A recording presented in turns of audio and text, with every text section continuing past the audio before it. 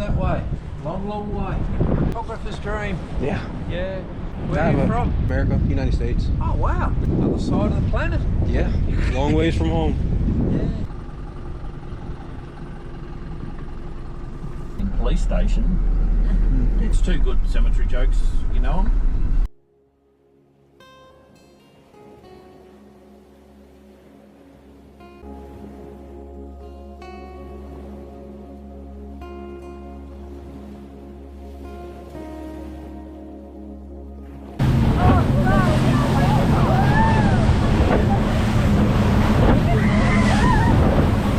Second oldest lighthouse in Australia.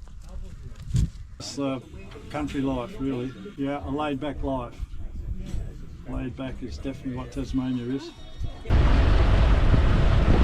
We're on Bruny, and this is Adventure Bay from here to here. 2 police officers on the whole island. Yeah, that's only recent as well. Wants everyone's eyes focused on the cross, nothing else, when you go to church. What we have and what you grew up with, and you got married in that church, you got ordained in that church, preached your first sermon in that church.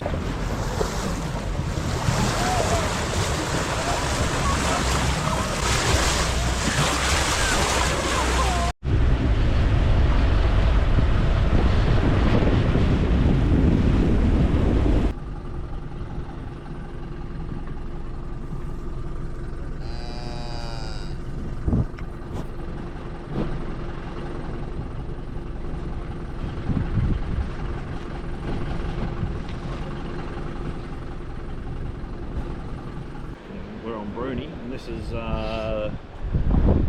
Adventure Bay from here to here, but also out across there we can see Tasman Peninsula, and so that's Storm Bay out there. What did you move to London for when you were there?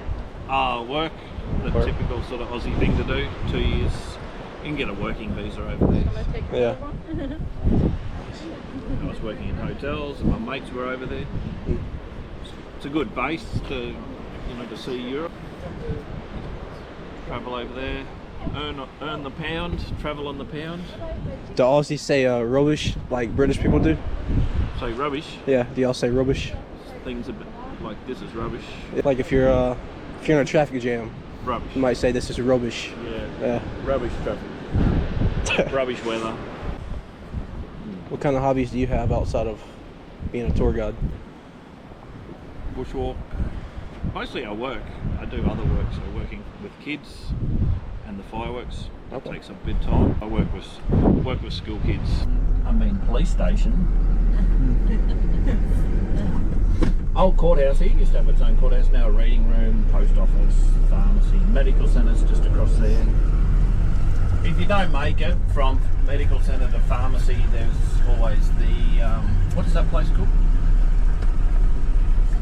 Cemetery. There's two good cemetery jokes, you know them? Dead centre of town. Everyone's dying to go there. Alright, I'll stop.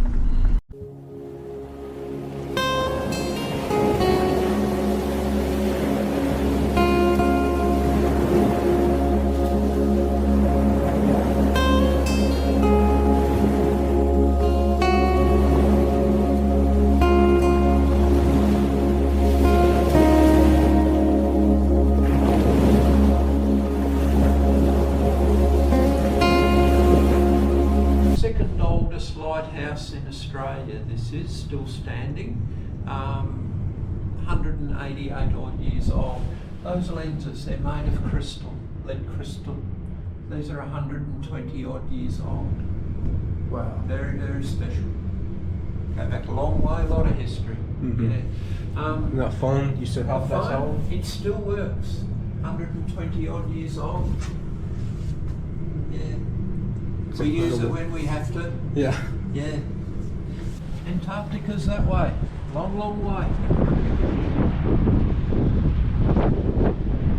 Doesn't even look real. It's like something off a movie. Photographer's dream. Yeah. Yeah.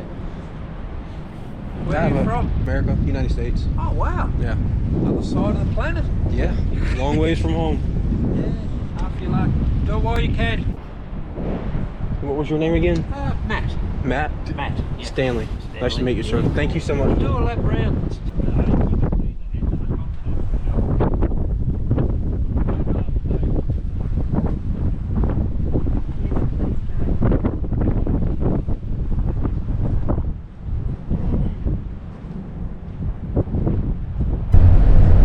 And there's no jail here, so there's. I did see someone in handcuffs at night one day, or one night, out the front of the police station, and they were going to be taken off the island by police launch. That was after they'd been drink driving and then crashed their car. So the ferries only run 12 and a half hours a day, so after that, if you really need to get off the island, police launch might help, or helicopter, more for medical emergencies.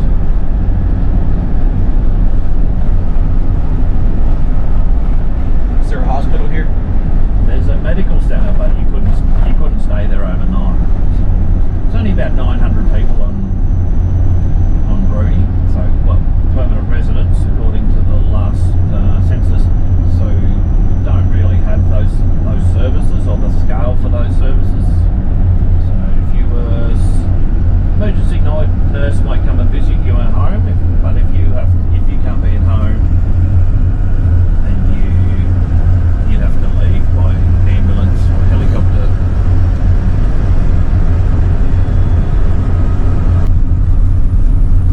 This is the school here. So just for primary school kids, so up to about 12 years of age, and then after that, the kids will have to catch bus off the island, or bus and a ferry and a bus. So did I say this is 60? It's about 60 kids there at the moment, I understand.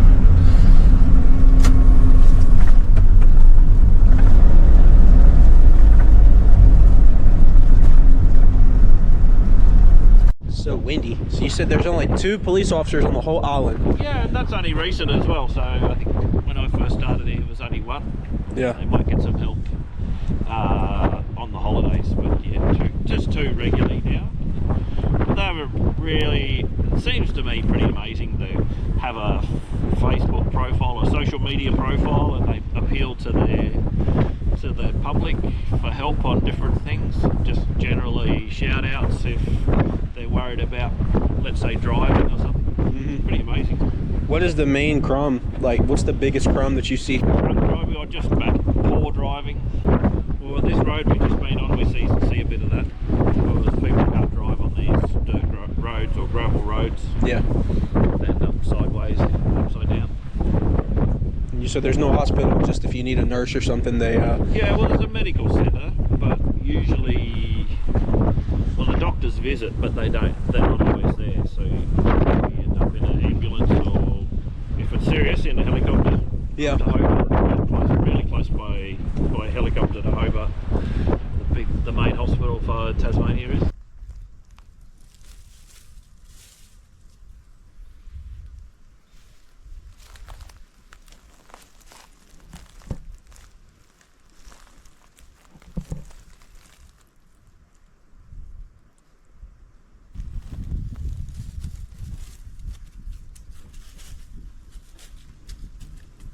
Stanley, or your first name? Stanley's my last name. Yeah, but you like Stanley, do you? Yeah. Well, my last name's Davis, and they call me Davo. So How long you been running the boat? 15 years. Was Nice. working as a forest manager, so I worked all around Tassie's forests all my life. And then my son started up Maria Island Cruises as a business, as a dive business actually. So he said, come to live at Orford, which is close by, which lovely weather, great place to live. What he really meant was, come and work for me. Notice y'all call it Tassie. Tassie, yes, That's what all the absolutely. locals. Tasmania's too long a word for us. Shorten it up. We are very lazy people. We change the names of things that we can't pronounce. Yeah, and especially most Tasmanians have all got nicknames. I coached a football side with 18 people in it, and there wasn't one name in that football side that had his real name. And they're all really odd, you know, so it wasn't as if Brian Brian was be this or whatever. So Brian was shitty and Alan was cats. So who knows why people get called nicknames these days. Is rugby pretty big here? Rugby is very, very small in Tasmania. It's what we call AFL football. So Victoria and Tasmania. AFL, Australian football. Okay. Rules. Yep. Different ball, different game. So not like American football. Totally different. Just on that point, the people who kick the ball, for most of those teams, are in fact punters, and a lot of them are Australian punters, because they drag them across, because that's their main job. The ball. Yeah. So a lot of the guys I know, in fact my best friend lives in Boston, and they used to have a kicking competition in the VFL in those days, Victorian Football League. And the kicking competition, those people that won the kicking competition, that is you kick the ball a long way, normally got a contract to go and try out for NFL in the States. He got third and the other two couldn't go, so he went over and had not necessarily a full season with New England Patriots. So, and now he lives in Boston. We go and visit over there, and he's a Patriots man, so and he punts over there. So then my team, which is Collingwood, which is black and white, from Melbourne, was Sav Rocker. So Sav went over there and punted for someone, I can't remember who he played for. And then the guy from Essendon, his son punts over there as well. And we've got that big fella that played for, is it Philadelphia, won the Eagles. Super Bowl? Yep, the they Eagles. just beat the Chiefs. Yeah, so he's 6'8", and built like this. He's an Australian. Linebacker, I suppose you call them, are they? Those big fellas. Yeah. Yeah, so he won the Super Bowl. First Australian to ever win a Super Bowl. What's your favorite part of living in Tasmania? Oh, two things. Probably the people. They're really friendly, and most people around Tassie you generally be related to, or you know someone that's related to you. And just country life, really. So yeah, a laid-back life. Laid back is definitely what Tasmania is. And great weather. If you lived in Queensland, 40 degrees, raining, cyclones, everyone comes down to Tassie for a little bit of coolness, basically. We're very cool people too. So yes, really, and winters here are quite nice actually. You guys from Melbourne are pretty much the same weather as Tassie, really. Maybe we're a little bit further south, but changes all the time. Although it probably doesn't get as hot here as it does in Melbourne.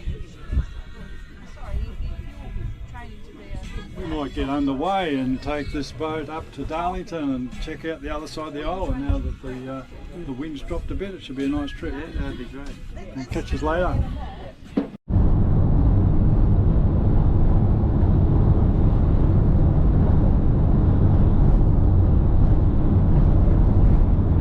We're retired. We're living the good life now. Yeah.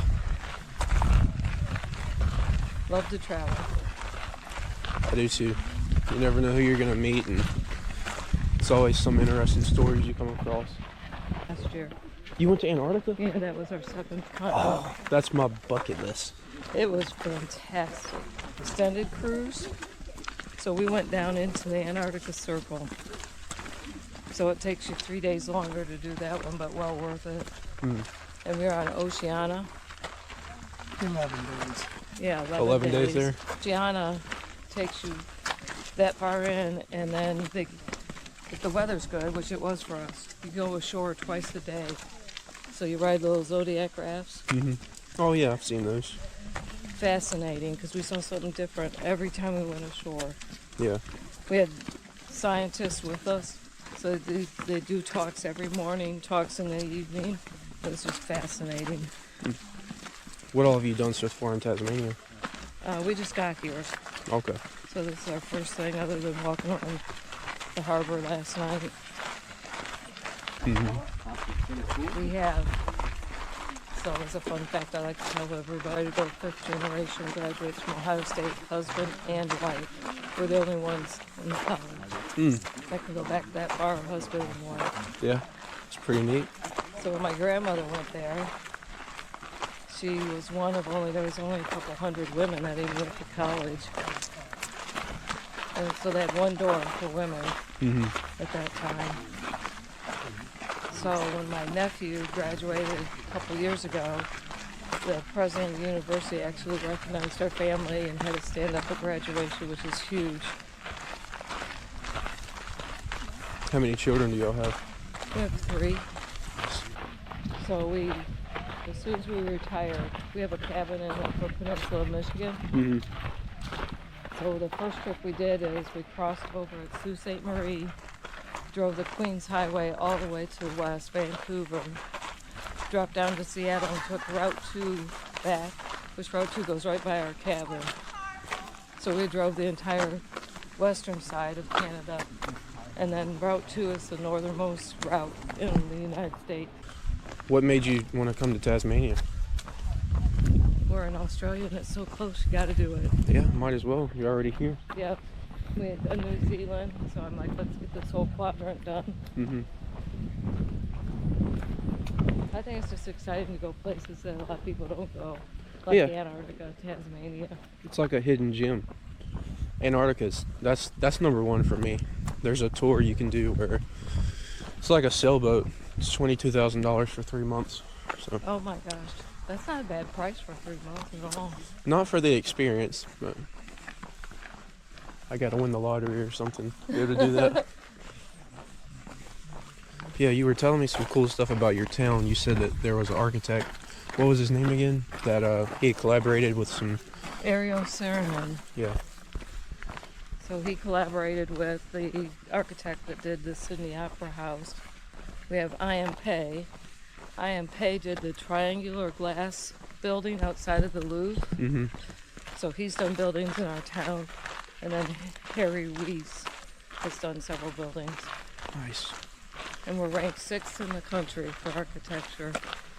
Right there in little old Columbus, Indiana. Columbus, Indiana.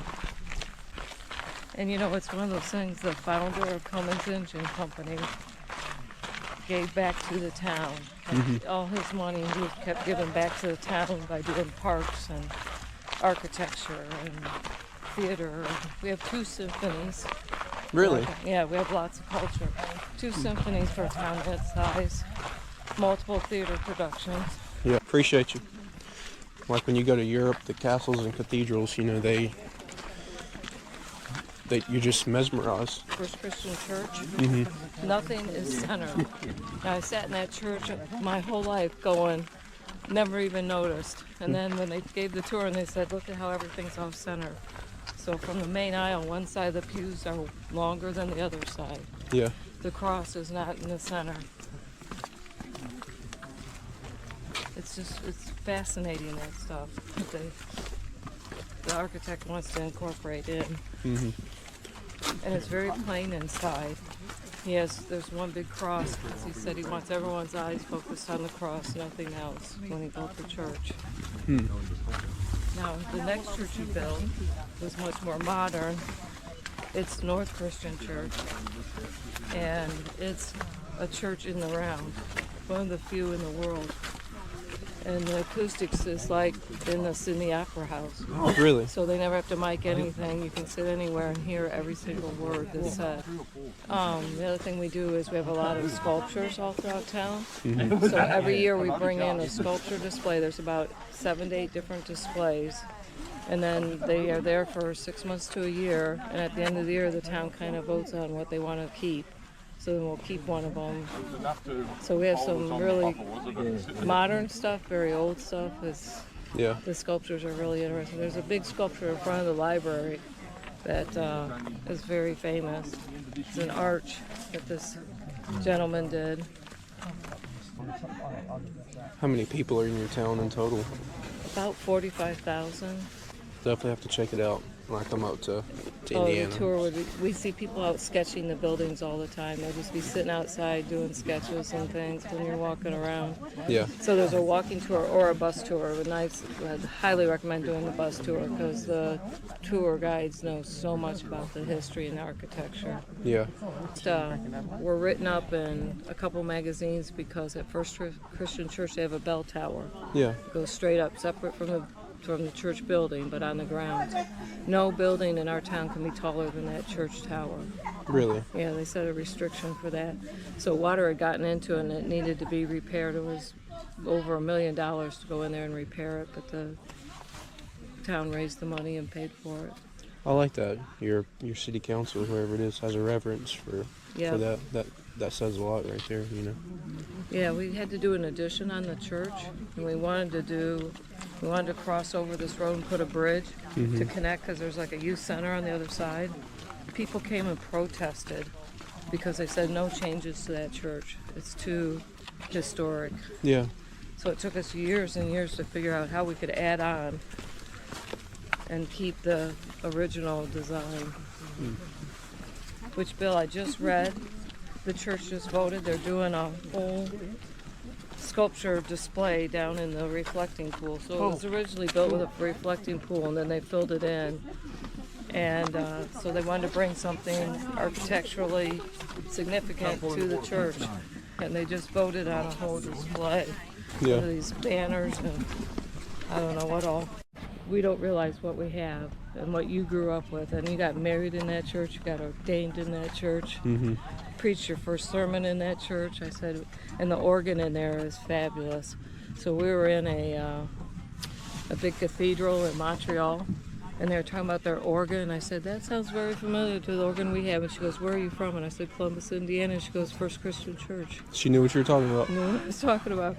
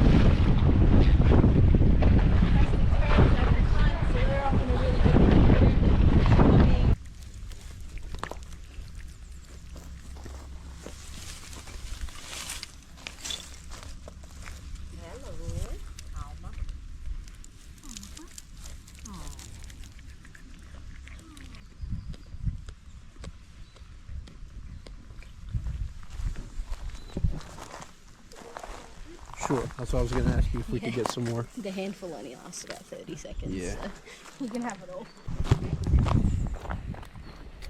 This is cool.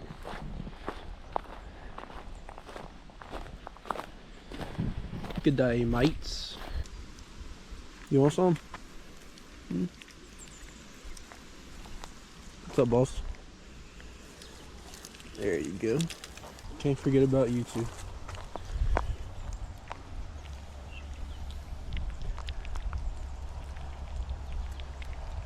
Alright.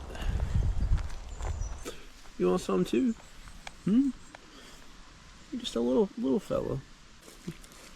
I see you. There you go.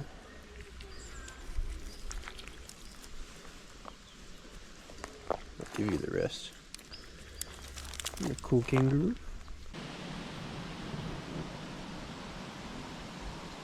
They are cute. If I seen one out in the wild, I would not think that it would rip my head off. No. Kind of looks like my chihuahua. Nearly run over one last night.